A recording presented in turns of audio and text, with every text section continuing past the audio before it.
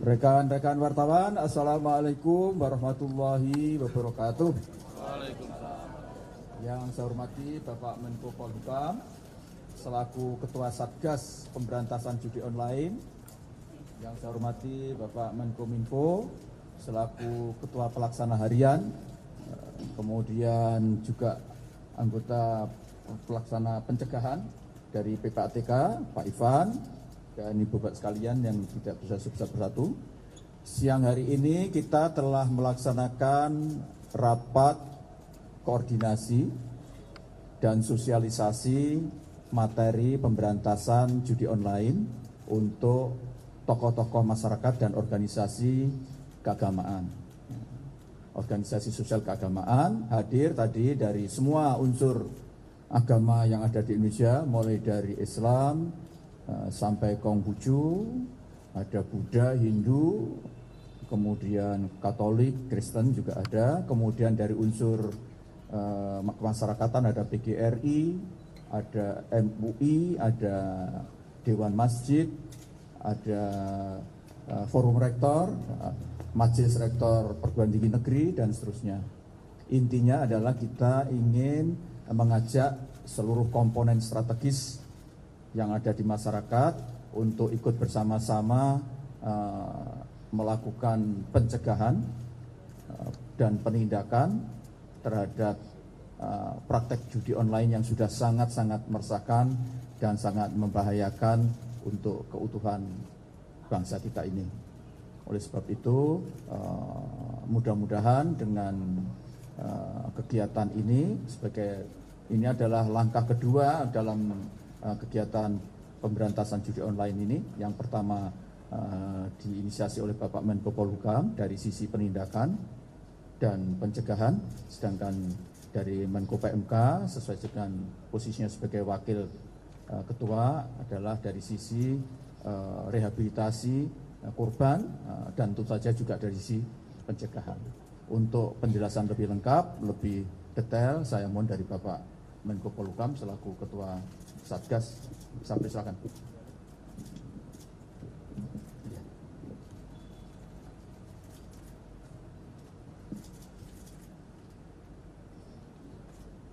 Terima kasih Pak Menko PMK. Melanjutkan apa yang disampaikan oleh Pak Menko PMK bahwa poin penting yang kita bicarakan siang hari ini adalah yang pertama adalah dalam melakukan penegakan, dalam melakukan pencegahan, kita akan melaksanakan beberapa tindakan bersama-sama dengan tokoh para pengurus besar lembaga agama tadi, para ketua umum, persatuan guru, forum, dan majelis rektor. Yang pertama adalah kita akan lakukan kampanye kesadaran masyarakat yang ekstensif, yaitu dengan cara mengedukasi terkait dengan resiko kecanduan judi online. Bisa melalui sekolah-sekolah yang formal maupun non-formal. Berikutnya adalah pelibatan pegawai negeri, kementerian, lembaga. Adalah melakukan sosialisasi, edukasi secara bersama-sama, khususnya adalah untuk kementerian yang satkernya vertikal, yaitu seperti kementerian yang jajarannya sampai di daerah-daerah. Ini diperlukan untuk memberikan sosialisasi dan edukasi, terutama juga kepada PNS-nya. Berikutnya adalah melakukan optimalisasi peran dari Babinsa, Babin Kaptibmas, ibu-ibu PKK, Karang Taruna untuk mencegah terjadinya judi online di wilayah-wilayah pedesaan, desa maupun kelurahan. Dan tentunya adalah dengan memberikan penguatan peran keluarga agar ada komunikasi antara orang tua dengan anaknya. Kalau kita lihat bahwa 2% itu adalah anak-anak di bawah usia 10 tahun. Ini sangat diperlukan peran keluarga untuk bisa memitigasi itu. Dan berikutnya adalah penguatan nilai-nilai agama. Bilang tadi tokoh-tokoh agama juga hadir dan memberikan saran masukan, termasuk juga list-list atau bagaimana kita bisa memberikan edukasi sosialisasi ke masyarakat. Rekan-rekan media sekalian, bahwa judi online itu sudah merambah ke seluruh profesi.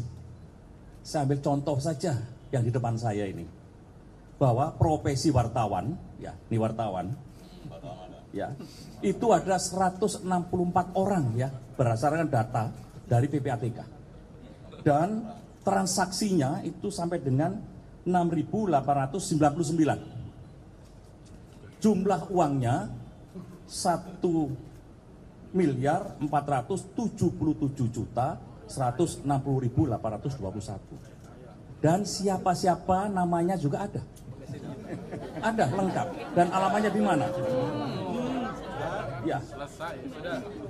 Nah, pada kesempatan siang hari ini saya juga ingin menyampaikan bahwa hampir di seluruh provinsi itu sudah terpapar judi online.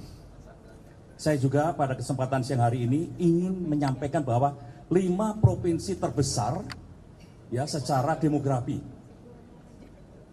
yang masyarakatnya sudah terpapar dengan data-data dari PPATK. Yang pertama adalah yang paling di atas, Jawa Barat.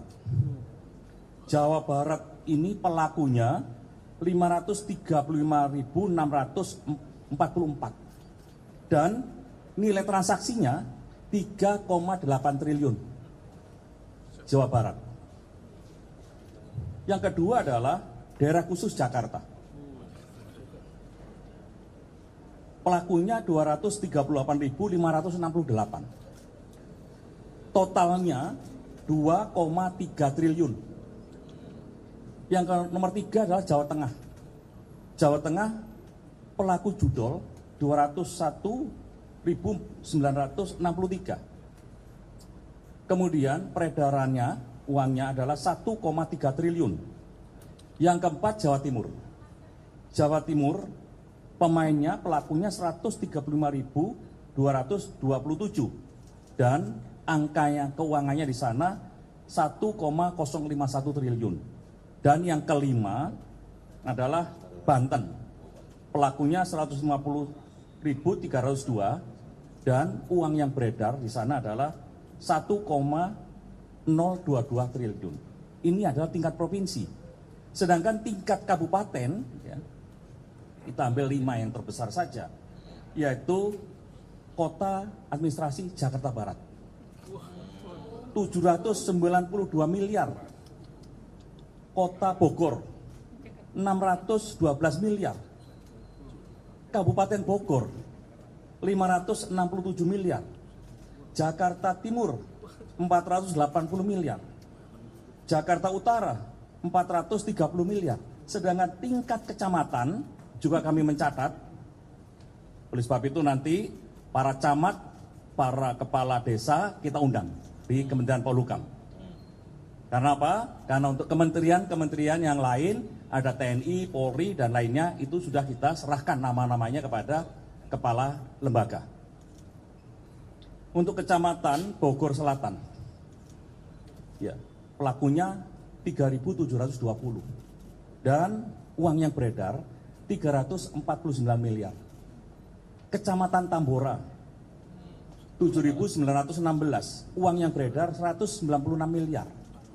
Kecamatan Cengkareng, pelakunya 14.782, uang yang beredar 176 miliar. Tanjung Priuk 9.554, uang yang beredar 139 miliar. Sekaligus saya lanjutkan saja sampai nomor 7 ya, untuk kecamatan. Karena kecamatan ini juga ini sangat penting diketahui. Kecamatan Kemayoran itu 118 miliar ada di sana. Dan pelakunya 6.080. Kecamatan Kalideres 113 miliar. Dan pemainnya 9.825. Dan Kecamatan Penjaringan 108 miliar. Pemainnya 7.127. Apa yang saya sampaikan rekan-rekan media sekalian bahwa judul ini merambah sampai ke tingkat desa, tingkat kelurahan. Dan modusnya Saya ulangi lagi bahwa jual beli, rekening, dan isi ulang diantaranya. Dan tindakan kami segera akan mengumpulkan para camat, kemudian para kepala desa, lurah, untuk turut serta memberantas dan harus bertanggung jawab bahwa di daerahnya dijadikan sarang untuk bermain judi online, khususnya warganya. Dan nanti akan kami berikan namanya, nomor handphonenya, alamatnya di mana. Itu yang ingin saya sampaikan pada kesempatan siang hari ini. Terima kasih rekan-rekan media sekalian. Terima kasih Pak Menko Polhukam, saya kira sangat detail dari Pak Menko. Silakan. Iya, terima kasih. Saya sedikit aja. Yang pertama adalah hari Kamis nanti kita akan mengumumkan karyawan dari Kementerian Kominfo yang juga terpapar. Jumlahnya ada di Kominfo sendiri. Yang kedua, 164 wartawan, bukan jumlah yang sedikit. Tolong ingatkan, kalau yang masih pacaran tolong diingatkan, kalau yang sudah berumah tangga tolong lebih diingatkan lagi, ya. Karena ini korban kita semua, termasuk Kominfo. Nanti kita umumkan Kamis berapa jumlahnya. Ya, begitu aja adik-adik sekalian. Tetap semangat lawan judi online, ya. Pak Ivan, ada sama? Cukup. Sebentar. Saya ingin tegaskan aja apa yang sudah disampaikan Pak Hadi untuk masyarakat ya, terutama ibu-ibu dan bapak-bapak di desa-desa. Kalau ada orang pinjam nama atau pinjam nomor rekening dengan imbalan, jangan dilayani, harus ditolak. Itu nama dan rekening itu akan digunakan untuk judi online oleh yang bersangkutan atau mungkin dijual kepada pihak lain. Dan ingat bahwa orang yang memfasilitasi judi online itu penjara. Jadi ancamannya 6 tahun menurut Undang-Undang IT pasal 45 ayat 2 atau denda 1 miliar. Termasuk tadi itu, kalau memberikan kesempatan nama dan rekeningnya dipakai, maka itu termasuk juga pelaku dari perjudian itu sendiri. Saya kira itu dan cukup. Saya kira tidak masih ada. Pak Hadi Cahyanto, izin Pak izin penegasan Pak. Ini di setiap konvers, di setiap rapat, saya Irfan dari wartawan.id. Kenapa tidak pernah ada tindakan tegas atau tindakan serius terhadap bandar judi online, Pak? Karena setiap yang dikonversikan, setiap disampaikan selalu pada korban dan pelaku sendiri, Pak. Pelaku judi online. Pelaku judi online kan masyarakat kelas menengah ke bawah itu, Pak. Ya, wartawan juga kelas menengah ke bawah, Pak, kebanyakan, Pak. Nah, itu kenapa tidak pernah ada tindakan serius kepada bandar judi online, Pak? Padahal kalau misalkan kita memotong hulunya, hilirnya otomatis bisa ikut bersih, Pak. Terima kasih. Ya, pertanyaan bagus ya. Jadi yang sudah kita lakukan baru saja ini ya. Kita baru saja menangkap 5 selebgram asal Banten, ditangkap karena mengendorse judi online. Kedua, pengungkapan terhadap 3 kasus judi online dengan website pertama 1xBet dan W88 dan Liga Ciputra serta sebanyak 18 tersangka ditangkap dalam 3 pengungkapan. Ya. Kemudian dari tersangka berhasil disita barang bukti berupa uang tunai sebanyak 4,7 miliar, 3 unit mobil, 114 unit handphone, 96 buah buku rekening, 145 buah buku ATM, 9 unit laptop, 5 unit token, 3 situs judi online diusut oleh Baris Krim Polri. Terus ini akan kita kembangkan. Kemudian ada 19 main judi online di Banda Aceh ditangkap polisi dan beberapa barang bukti. Berikutnya polisi menangkap 2 selebgram asal Kota Mitro, Provinsi Lampung, keduanya diamankan karena mempromosikan judi online. Kemudian Kominfo juga sudah memutus situs-situs, ya, contohnya adalah network ke akses provider sudah diputus sehingga mereka saat ini tiarap, sehingga nanti Baris Krim dari hasil PPATK yang dilaporkan yaitu rekening-rekening yang mencurigakan sesuai data analis kemudian dibekukan selama 30 hari oleh Baris Krim, diambil uangnya, kalau nggak ngaku dari situ kita bisa kembangkan ya, sehingga judi online ini memang perlu waktu dan tindakan cepat sudah dilakukan. Yang penting pertama adalah menyelamatkan rakyat Indonesia dulu. Rakyat Indonesia baru kita bersama-sama memotong para bandar-bandar itu. Pak Izin, terkait dengan data tadi Pak, tadi kan disebutkan ada banyak nama, bahkan nama-namanya sampai ke tingkat desa udah ada gitu Ya. Pak. Nah, penindakannya terhadap atau tindak lanjut terhadap nama-namanya seperti apa Pak? Apakah mungkin mereka semua di penjara atau ada Begini ya, makanya rapat dipimpin oleh Pak Menko PMK itu adalah upaya mitigasi dan penanganan dampak. Ya, dengan tokoh agama tadi, masukan-masukan tadi. Ya, saya kira cukup lah ya. Iya. Yang jelas sekarang ada 6.000 ya, 6.000 rekening yang di 4.000 sampai 5.000. berapa? Ya, 6.000 sama. 6.000 rekening yang sudah diblok. Ya. Dan itu ada uangnya. Nanti akan kita umumkan, kalau nanti nggak ada yang ngaku, ambil oleh negara. Ya, terima kasih. Enggak ditangkap korban 152 tahun.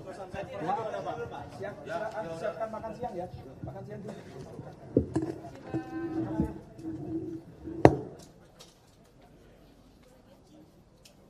Siang udah siap.